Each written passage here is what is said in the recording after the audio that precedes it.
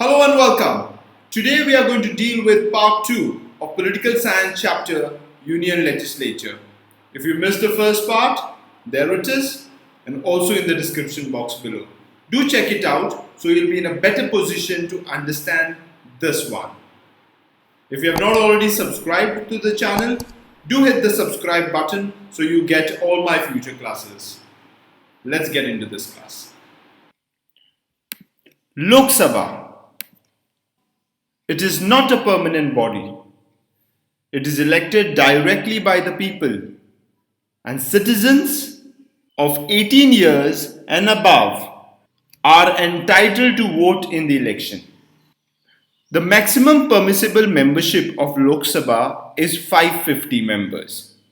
Now 530 are directly elected from the states, while 20 from the union territories according to Article 81, and 2 are nominated by the President from Anglo-Indian community. The actual strength of the Lok Sabha is 543, out of which 530 members are from the state, 13 members from the union territories. That comes to 543. Now if President elects 2 members from the Anglo-Indian community, that comes to a total of 545. Certain number of seats have been reserved. Out of 543 members, 84 are reserved for SCs and 47 for the STs. There is something also called as territorial representation. So what does that mean? Territorial representation is based on population. I'll give you an example. UP, which is most heavily populated state in India, sends as many as 80 members. Like the other smaller states like Mizoram, Nagaland, Sikkim sends 1 member each to the Lok Sabha. Let's see further. So what are the qualifications required to be the member of Lok Sabha? A person must be above 25 years old, and no person can be part of both the houses, that is the Rajya Sabha and the Lok Sabha. So what's the tenure of its members? 5 years. Now President, on the advice of the Council of Ministers, can dissolve the Lok Sabha before 5 years.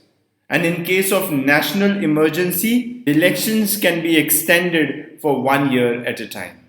Moving along to, let's see who are their officials. Speaker and the Deputy Speaker are the officials of the Lok Sabha. So what are the powers of the Speaker? He presides over the House and conducts meetings.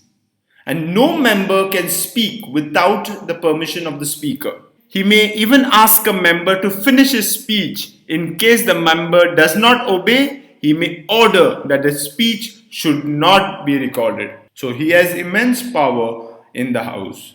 He decides points of order, interprets and applies rules of the House. All the bills, reports, motions are introduced with Speaker's permission. His decision in all parliamentary matters are final. Now let's look at the legislative procedure. Quorum, meaning minimum members that are required to constitute a sitting of the Houses of Parliament is 1/10. Now let's look at the different stages. The first stage involves introduction of the bill. Now there are 2 types of bills. One is ordinary bill and the other is money bill. These bills are accompanied by statements, objects and reasons. A bill can be introduced either by a minister or a private member. Every bill that is introduced in the House has to be published in the Gazette. Now what's a Gazette? The Gazette of India is a public journal or an authorized legal document of the Government of India. Basically, it's a public journal.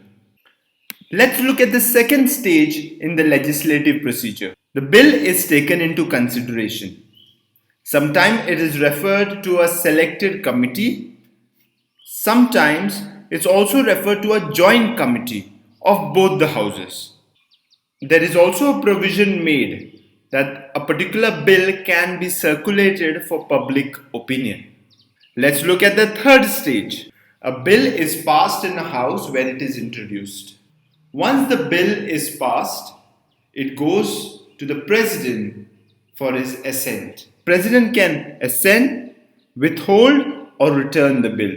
Suppose the president assents to the bill, that means agrees to the bill, then it becomes an act which goes in the statute book. One thing I want to elaborate on is the money bill. So, what is a money bill? Any bill which relates to revenue and expenditure is declared as a money bill by the Speaker. It is introduced in the Lok Sabha, and once it is passed, it is transmitted to the Rajya Sabha. Rajya Sabha cannot reject a money bill. Within a period of 14 days, a bill must be returned to the Lok Sabha. And if Rajya Sabha makes any recommendation, Lok Sabha has full right to either accept the recommendations or reject it. Suppose if a bill is not returned by the Rajya Sabha to Lok Sabha within 14 days, it is considered as passed. Let's look at the final part. Parliamentary devices to control the executive. First we have question hour. Every sitting of either house begins with a question hour. The real object of the member in asking the question is to point out the shortcomings of the administration and making suitable modification to the policy. What is the next one? The next one is 0 hour. It starts around 12 noon. It is not formally recognized in the parliamentary procedure. Matters of immediate importance are asked and discussed with prior notice during 0 hour. Calling attention motion. This is passed to call the attention of a minister of any matter of urgent importance. Short duration discussion. Rule 193 allows a member to raise an important issue through discussion. Adjournment motion. The purpose of an adjournment motion is to take the government to task for a recent act of omission or commission having serious consequences.